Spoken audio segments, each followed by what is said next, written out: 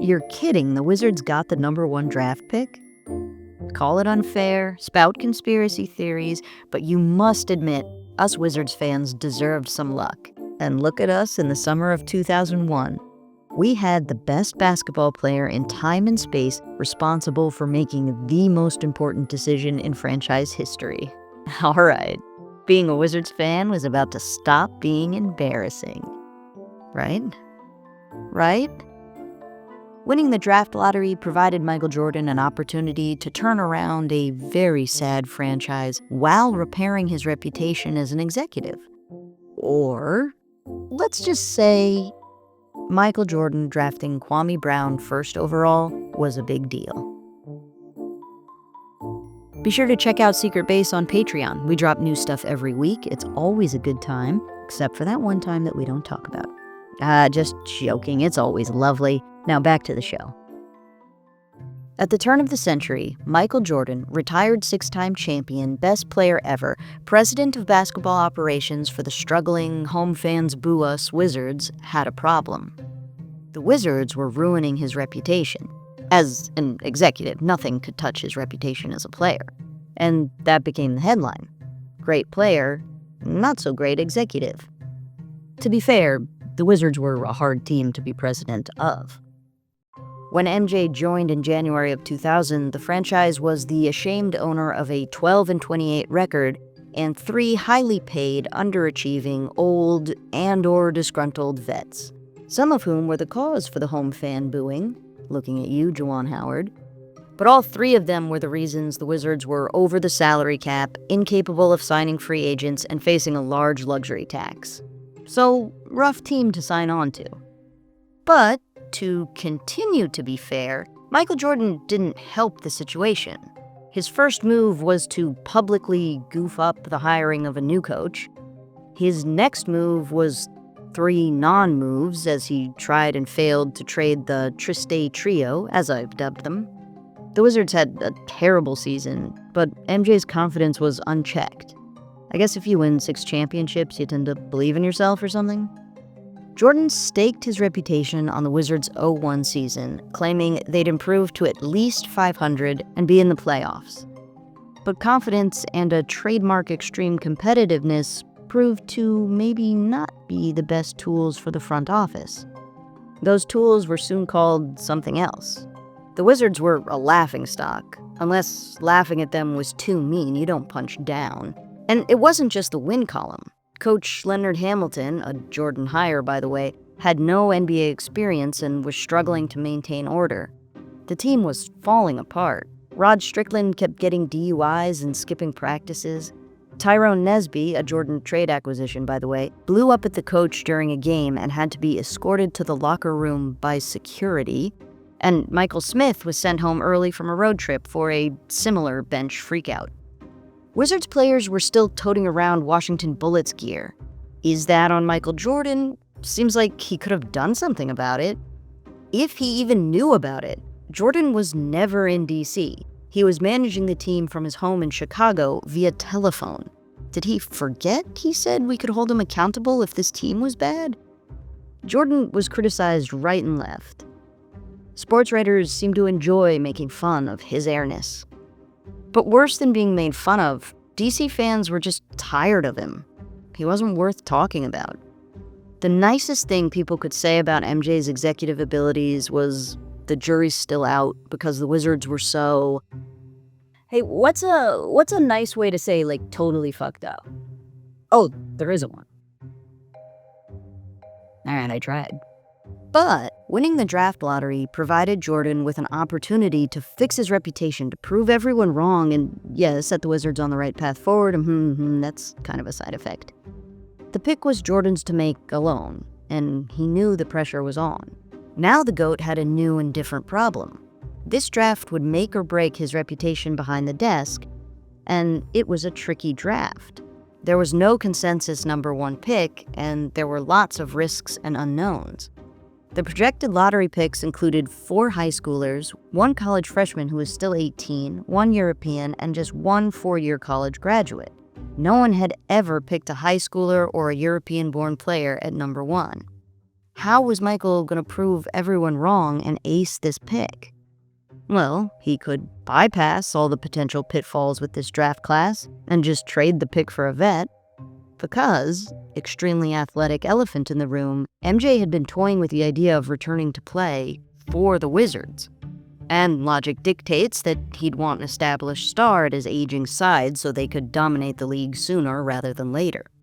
Elton Brand was on his mind, but a few weeks before the draft, Jordan cracked several ribs in a workout and was like, "Ow, I'm not doing this," giving the team less reason to trade the pick away.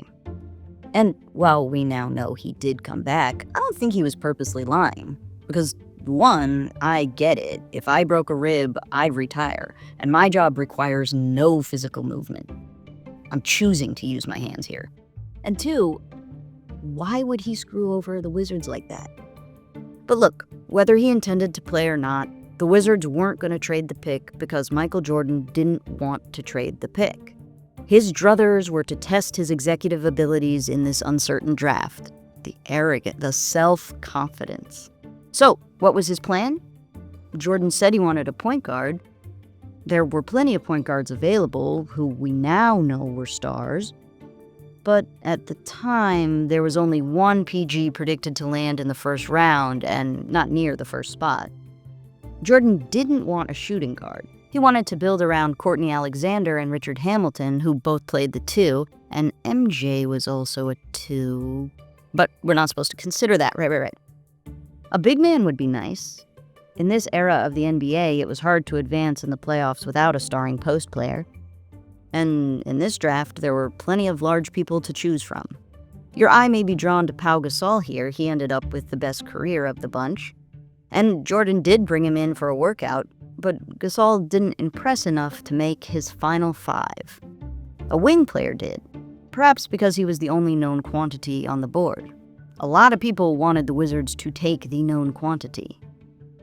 Shane Battier played 4 years at Duke, won a championship his senior year, and was beloved for his signature ability to draw a charge.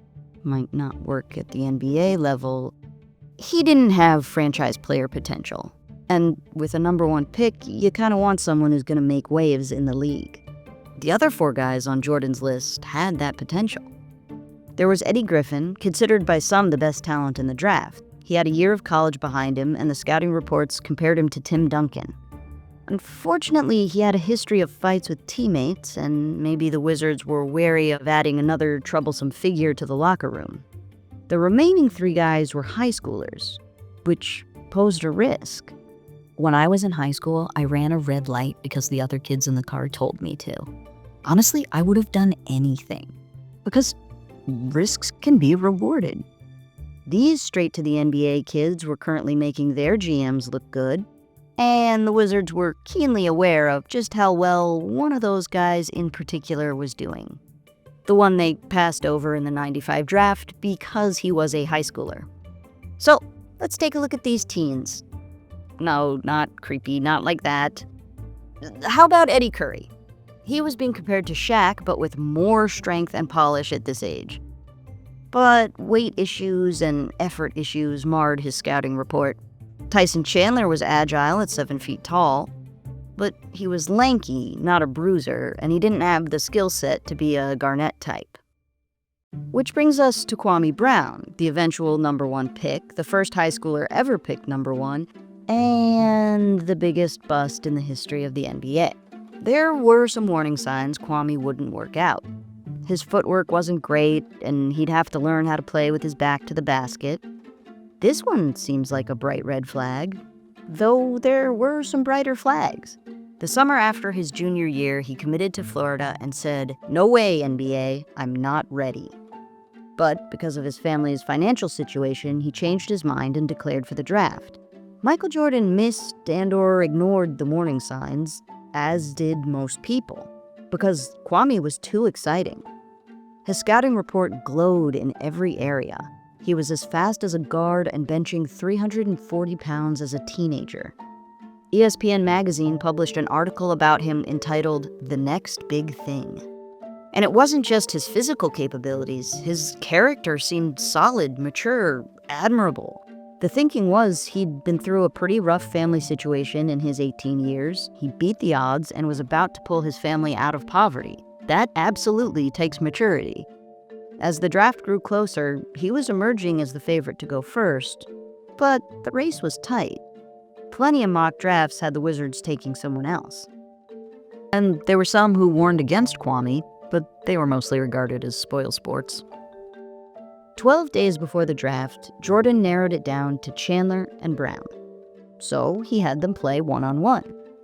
And Brown simply destroyed Chandler, and then showed MJ-style competitiveness and confidence.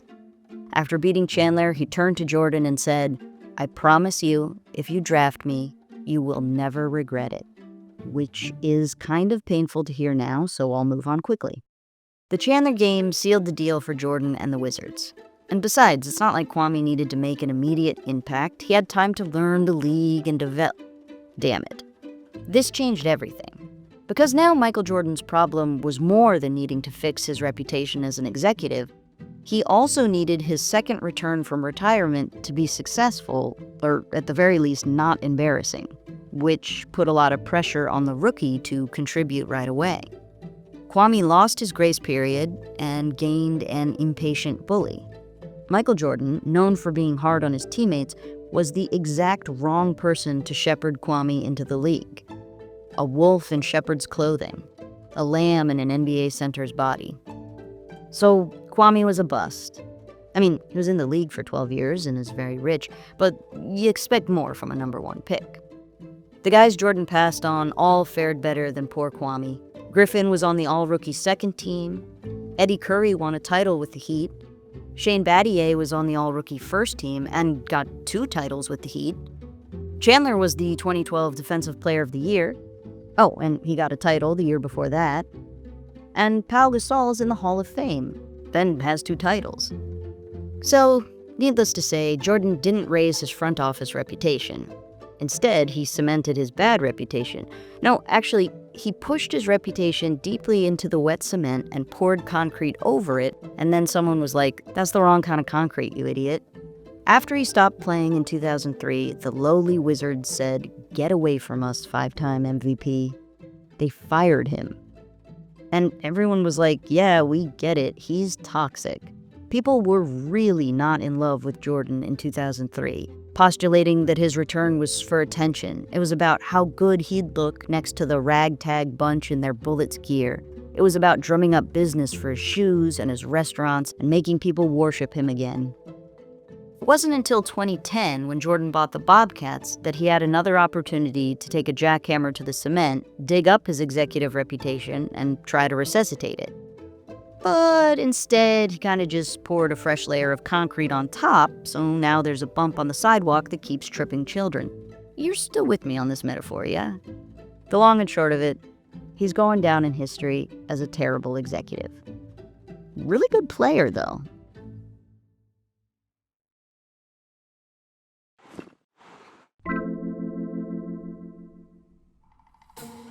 Thank you so much for watching, and thank you to our patrons. Could you tell from watching this video what team I was born in the general vicinity of and thus forever saddled with the fandom of? I bet you could. For Secret Base, I'm Clara Morris. Good night and good game.